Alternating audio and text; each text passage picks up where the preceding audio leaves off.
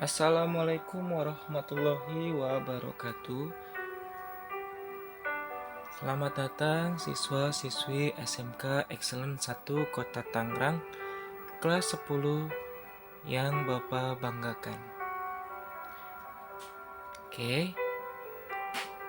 Di mata pelajaran simulasi dan komunikasi digital, kita sudah membahas subbab di bab 1 yang pertemuannya sebelumnya itu membahas tentang algoritma dan juga flowchart.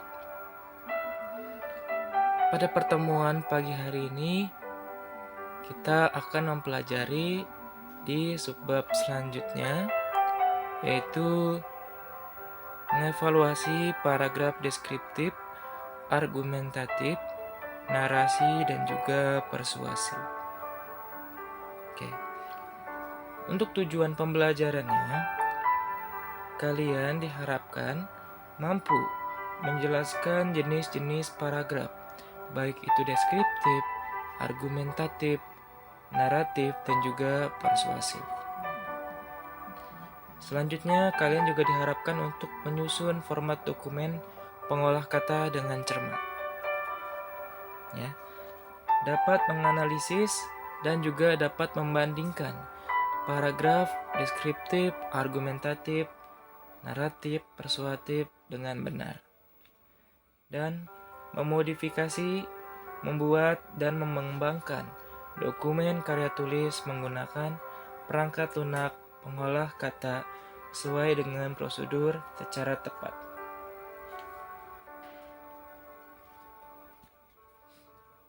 Materi pembelajaran yang akan kita bahas di kompetensi dasar 3.3, yaitu mengevaluasi paragraf deskriptif, argumentatif, naratif, dan juga persuasif. Dan di 4.3, menyusun kembali format dokumen pengolah kata. Materi pembelajarannya merumuskan definisi paragraf deskriptif, argumentatif, naratif, dan juga persuasif.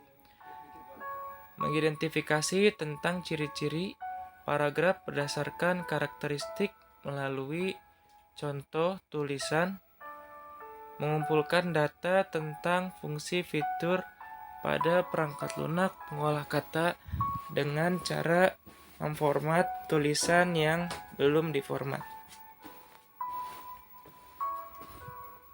Oke, kita masuk ke definisi paragraf. Paragraf merupakan sebuah kata yang diadopsi dari bahasa Yunani, yaitu paraphos. Paraphos yang berarti menulis di samping atau tertulis di samping. Sedangkan menurut istilah tata bahasa Indonesia, pengertian dari paragraf yaitu suatu kumpulan kesatuan pikiran yang lebih tinggi serta lebih luas daripada sebuah kalimat. Paragraf biasa juga disebut dengan istilah alenia. Pada umumnya, dalam satu paragraf terhimpun beberapa kalimat yang saling menopang dan mengangkat satu pikiran pokok.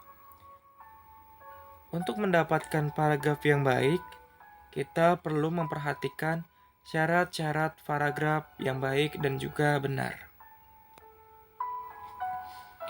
Berikut adalah syarat-syarat paragraf yang baik dan benar. Paragraf yang baik setidaknya harus memenuhi syarat kohesi, koherensi, kelengkapan, dan juga kevariasian.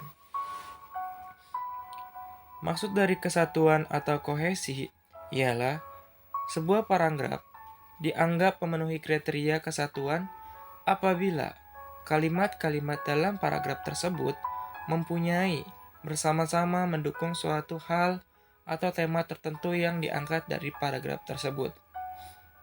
Hal ini karena sebuah paragraf yang baik biasanya hanya mengangkat satu gagasan pokok saja. Selanjutnya ada kepaduan atau koherensi.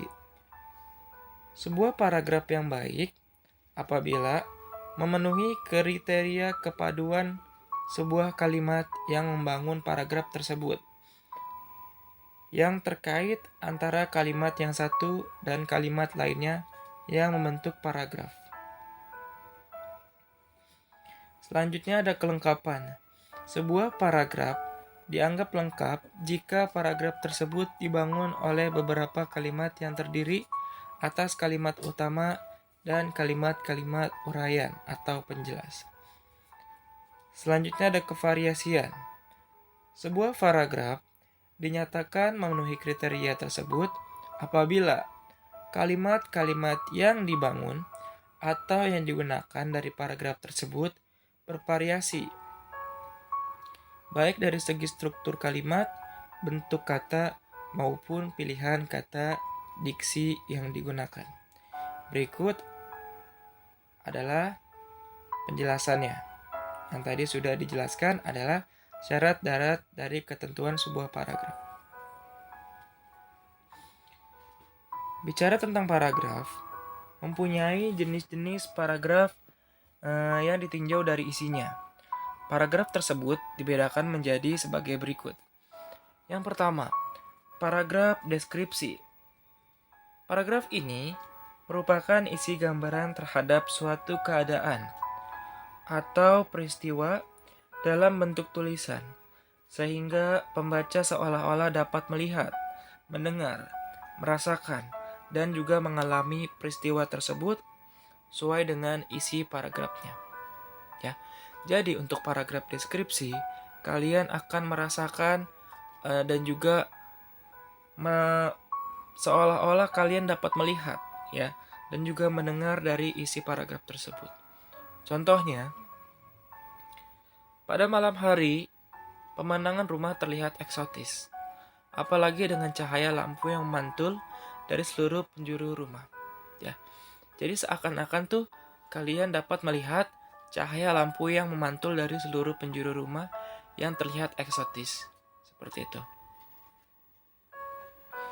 Selanjutnya ada paragraf argumentasi. Pada paragraf ini, yang isinya dapat meyakinkan pembaca, ya, sehingga pembaca memperoleh dan menerima gagasan dalam sebuah karya yang ditulis oleh penulis. Contoh-contoh dan bukti-bukti yang meyakinkan sehingga pembaca akan membenarkan gagasan pokok yang dibawanya. Contohnya kalian bisa lihat di contoh paragraf argumentasinya. Ya. Lingkungan di Kelurahan Parangtritis ini begitu kotor. Sampah-sampah berserakan di mana-mana dan selokan tempat mengalirnya air juga tampak kotor dan memprihatinkan. Nyamuk senang bersarang dan bertelur di selokan karena airnya mengenang. Oleh sebab itu, seharusnya kita sebagai warga yang baik harus sadar dan bersama-sama membersihkan lingkungan sehingga terciptalah Kelurahan Parangtritis yang asri dan sehat. Ya. Jadi, di Kelurahan Parangtritis itu ada yang berargumen bahwa Parangtritisnya kotor, ya, lingkungannya kotor, banyak sampah-sampah dan lain sebagainya.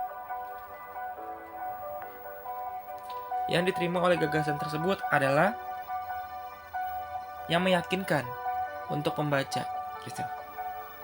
Jadi berargumentasi dari pendapat masing-masing seseorang melalui topik pembahasan yang ada di paragraf tersebut. Selanjutnya ada paragraf naratif.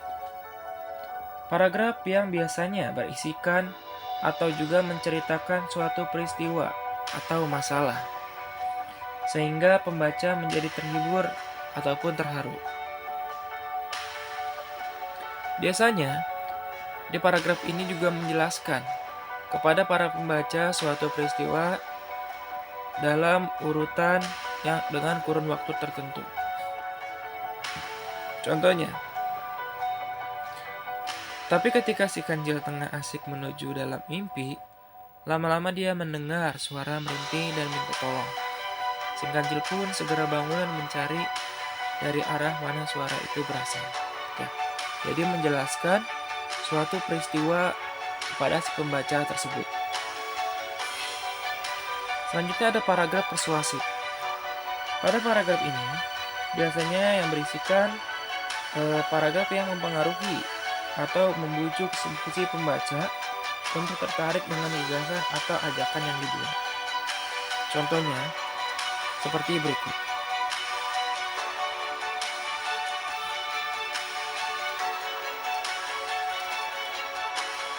Oke, kita masuk ke bagian selanjutnya, yaitu menyusun format dokumen pengolahan kata.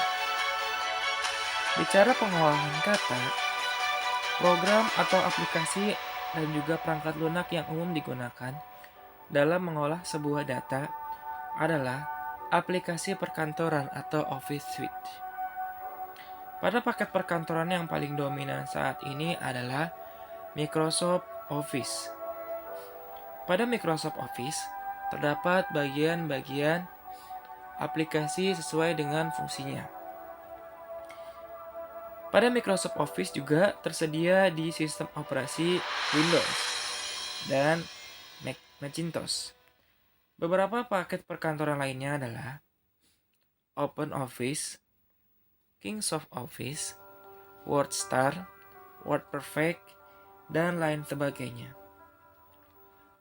Untuk menulis paragraf, kalian dapat beberapa perangkat lunak pengolah kata yang dapat kalian gunakan. Di antaranya, ada WordStar. Diproduksi oleh MicroPro dengan beberapa versi. Dan yang terakhir adalah versi 7.0 menggunakan sistem operasi PC-DOS. Selanjutnya ada WordPerfect, yaitu salah satu versi yang dikeluarkan adalah versi 6.0 menggunakan sistem operasi PC-DOS. Selanjutnya ada ChiWriter, yaitu sebuah perangkat lunak pengolah kata yang menggunakan sistem operasi PC-DOS. Yang keempat adalah Microsoft Office Word. Nah, Microsoft Office Word ini aplikasi yang dibundle dalam Microsoft Office.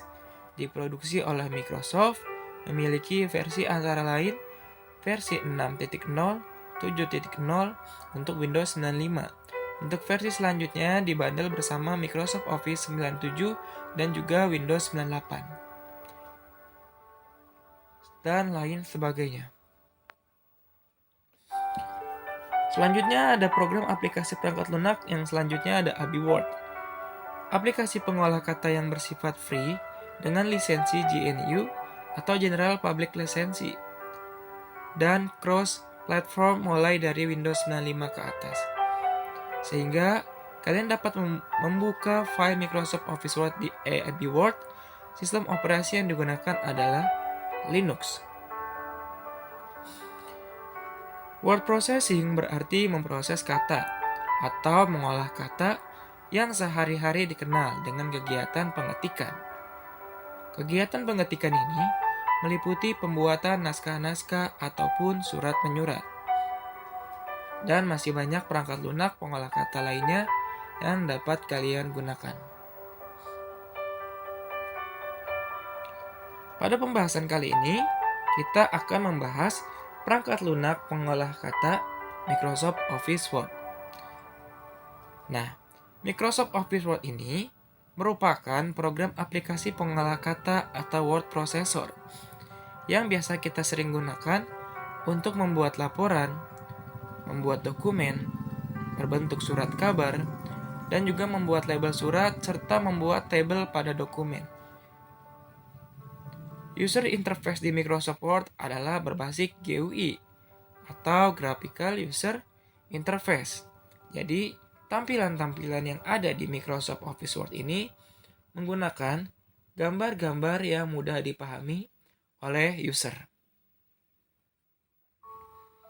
Berikut adalah tampilan lembar kerja maupun tampilan awal di Microsoft Office Word. Ya, kalian bisa lihat di sini fitur-fitur yang sudah diberi oleh Microsoft Office Word yang sudah ditandai oleh tanda panah. Kalian bisa lihat ada Quick Access Toolbar. Ada ribbon yang berisi menu Home, Insert, Design, Page Layout, Reference, Mailings, Review, dan juga View. Title untuk judul dokumen yang kalian buat. Di pojok kanan ada Help, Ribbon Display, Option, Minimize, Maximize, dan juga Close. Terus ada Access Account, ada Group Ribbon. Group Ribbon ini adalah proses pengeditan dari sebuah paragraf yang akan kalian buat. Ada scroll bar, ada zoom control, web page layout, print, read mode. Ya. Selanjutnya kalian bisa memilih bahasa yang kalian akan gunakan. Terus ada proofing check, word count, dan juga kalian bisa melihat page number di dalam dokumen yang kalian buat. Di sini ada ruler atau penggaris. Kalian bisa menyesuaikan lembar kerja dari paragraf ataupun dokumen yang kalian akan buat.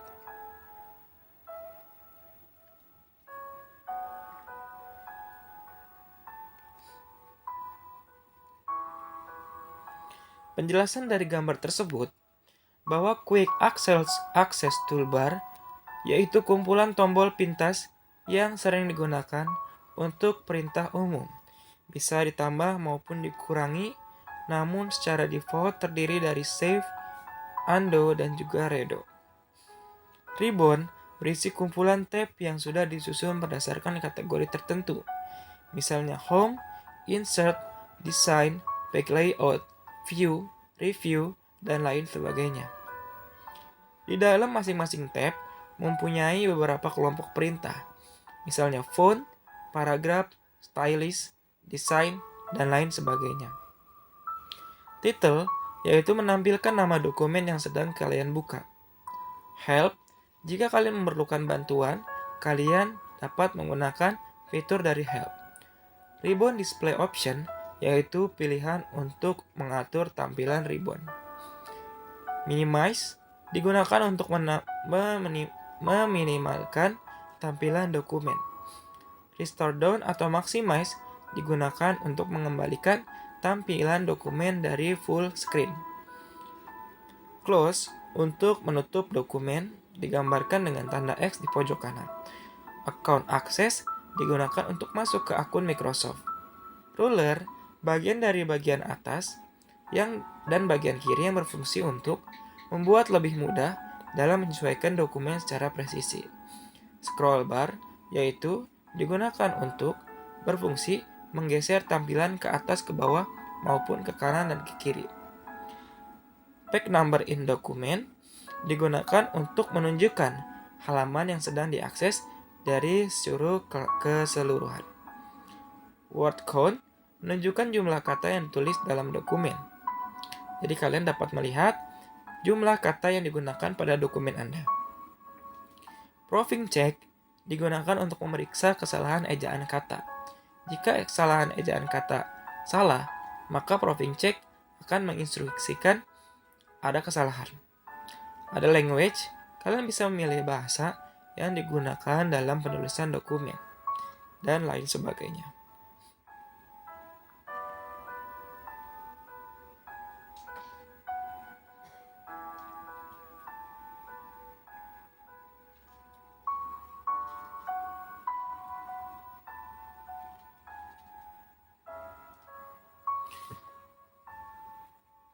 Selain pengaturan orientasi, kalian juga perlu mengetahui ukuran kertas yang akan digunakan untuk mencetak dokumen tersebut. Berikut adalah standar ukuran kertas di bawah ini. Nama kertasnya, ukurannya ada A5 dengan ukuran milimeternya sebagai berikut. A4, A3, A2, A1, A0, quarto atau letter, folio, legal, atau juga ledger. Sesuai dengan ukuran milimeter dan juga ukuran incinya.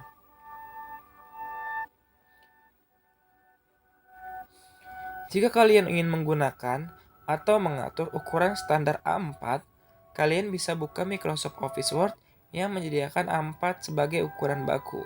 Apabila ingin mengganti ukurannya, kalian bisa melakukan cara berikut. Di menu Microsoft Office Word tampilan awal, kalian pilih tab Page Layout. Lalu klik Size. Setelah itu, akan muncul tampilan kertas yang ingin kalian pilih. Setelah memahami berbagai jenis ukuran kertas, untuk pengaturan tata letak dokumen, kalian harus memperhatikan berbagai patokan, antara lain ukuran margin atau tepi batas, jenis ukuran font, spasi, antar baris, dan juga indentasi. Berbagai margin standar dapat lihat seperti tertera di bawah ini. Kalian bisa lihat di sini ada contohnya. Oke. Selain patokan yang telah ditentukan di atas, pengaturan tata letak dokumen terkait pula dengan fungsi dan keindahan, ya.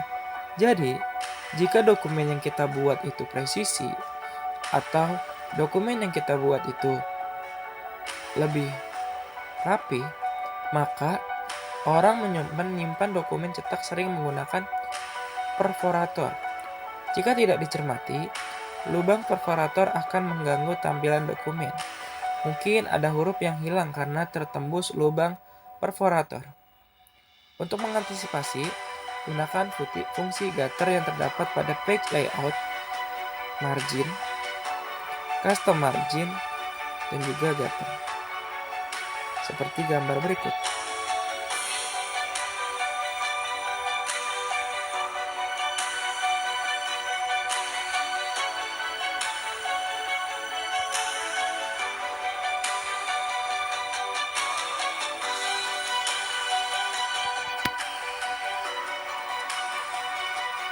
Setelah kita mempelajari tentang mengatur sebuah dokumen, kalian juga harus mengetahui apa itu font.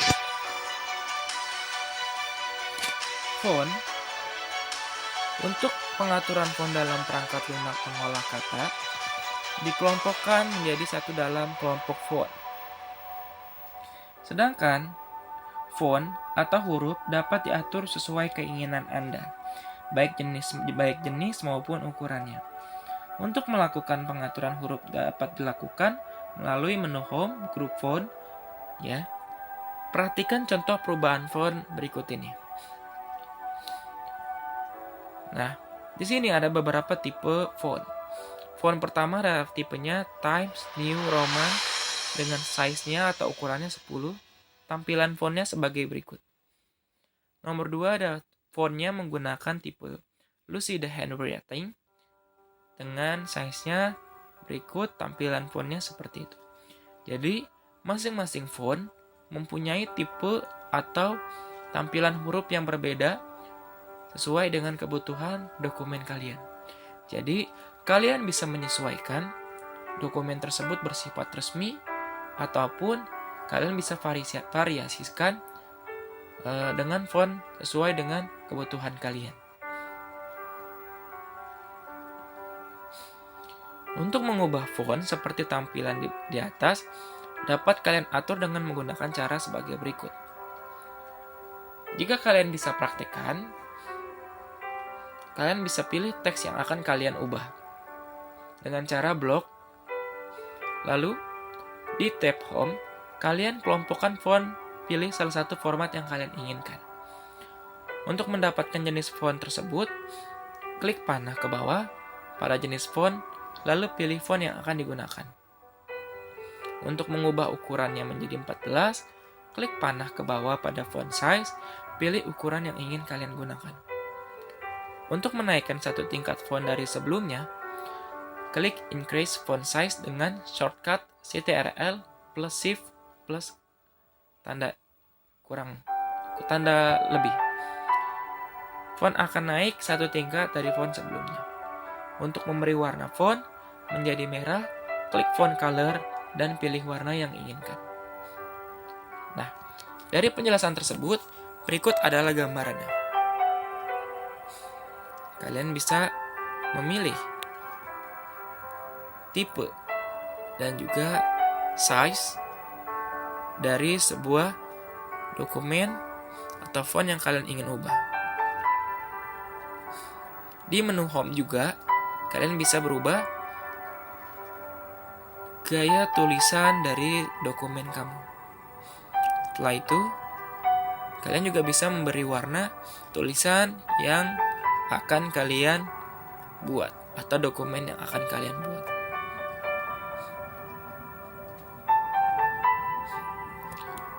Untuk menebalkan font, kalian bisa klik bold atau dengan menekan Ctrl plus B. Untuk memiringkan font atau italic, kalian dapat menekan tombol Ctrl I atau di menu home kalian klik tombol yang ini I. Untuk menggarisbawahi font atau klik underline atau dengan menggunakan tombol Ctrl plus U. Untuk mengubah font menjadi semua kapital atau all caps, klik change case, maka akan muncul drop down menu, klik perubahan menunya. Kalian bisa pilih sentence case atau hanya huruf kapital di awalan saja. Lowercase yaitu dokumen yang digunakan untuk membentuk sebuah kata huruf kecil semua. Uppercase untuk kata yang digunakan huruf kapital semua, dan lain sebagainya. Mengenai paragraf, kalian harus memperhatikan bagian bab dalam suatu karangan yang biasanya mengandung satu ide pokok. Penulisan dimulai dengan garis baru. Perhatikan contoh berikut. Jika kita menggunakan jenis paragraf justify, maka bisa kalian lihat tampilannya, paragrafnya itu akan rata kanan kiri. Ya. Ya, betul. Jika kita menggunakan align left, maka tampilannya akan menjorok ke kiri. Jika center, maka tampilan paragrafnya akan di tengah. Kalau align right, akan ke kanan.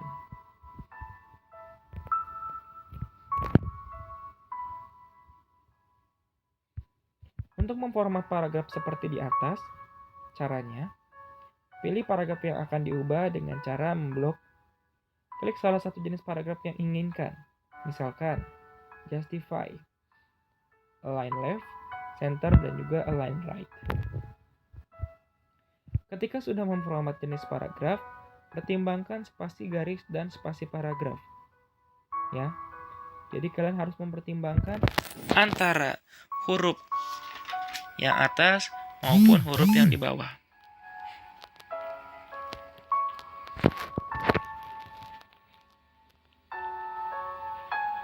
Dengan cara berikut.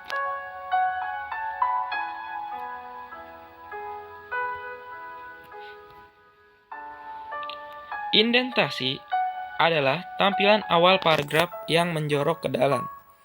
Melakukan indentasi dapat dilakukan dengan cara menekan tombol tab. Jadi, kalian jika ingin membuat sebuah paragraf, kalian bisa menekan tombol tab. Secara otomatis setiap kali menekan tombol tab di kursor, maka akan menjorok ke dalam sebanyak setengah inci atau 1,27 cm. Ataupun kalian bisa mengaturnya di ruler. First line indent marker berfungsi untuk mengatur awal baris dalam setiap paragraf agar menjorok ke dalam. Jadi kalian bisa atur jarak paragrafnya itu seperti apa. Ya, di first line itu adalah kata-kata paragraf di awalannya saja. Sedangkan di hanging atau indent marker itu adalah berfungsi untuk mengatur awal baris pada semua baris setelah baris pertama dalam paragraf. Jadi setelah baris pertama dalam paragraf, kata selanjutnya akan menjorok di hanging indent marker. Terus ada left indent marker dan juga ada right indent marker.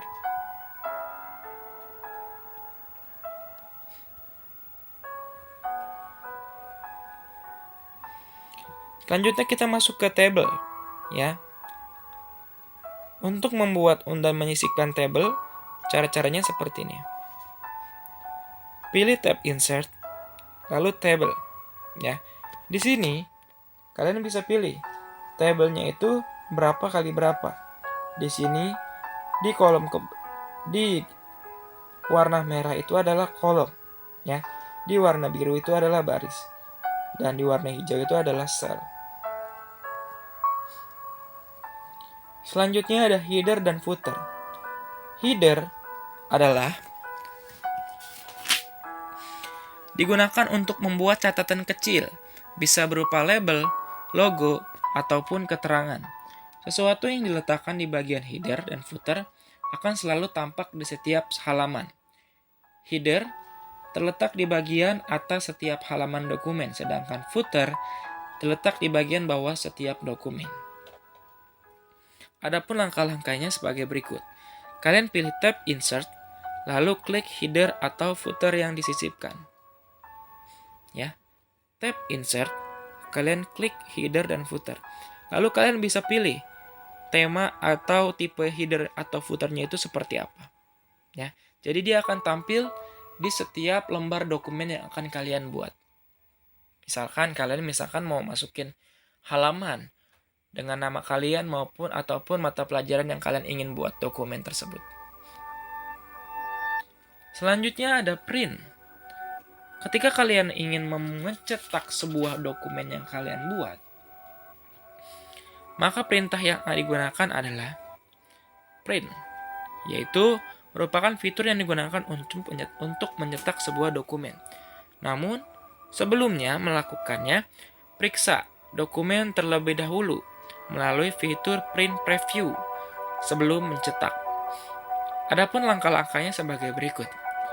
Pilih tab file, kemudian klik print, atau dapat menggunakan tombol pintas di keyboard kalian dengan cara Ctrl+P. Tentukan printer yang akan digunakan untuk mencetak dokumen. Ya. Klik file, tadi kan klik file, terus kalian tentukan printernya. Misalkan di sini menggunakan Canon IP 2700 series. Setelah itu, kalian pilih copies atau kalian ingin mencetak itu berapa lembar. Setelah itu, kalian setting di dokumen kalian itu menggunakan kertas ukuran apa. Setelah itu kalian ingin memprint itu di halaman berapa, di print all page itu untuk semua halaman. Jika ingin memprint cuman halaman 3, kalian klik page 3. Ya. Setelah itu marginnya kalian sesuaikan. Setelah itu langkah selanjutnya adalah kalian klik print. Dokumen selesai dicetak. Pengaturan lanjutan atau setting dapat dilakukan sebagai berikut.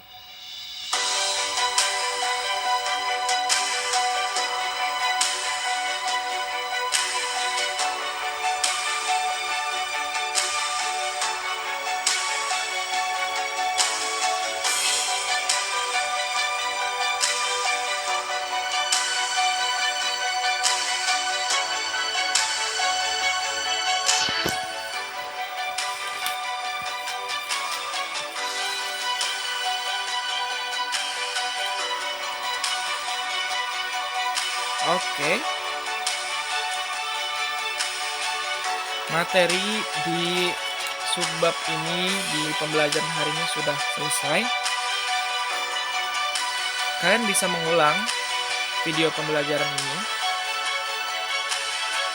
Dan saya berharap dari hasil pembelajaran pada pagi hari ini kalian dapat memahami, ya, dapat mengerti dan juga dapat mengimplementasikan hasilnya di tugas-tugas selanjutnya. Terima kasih. Kurang lebihnya, wassalamualaikum warahmatullahi wabarakatuh.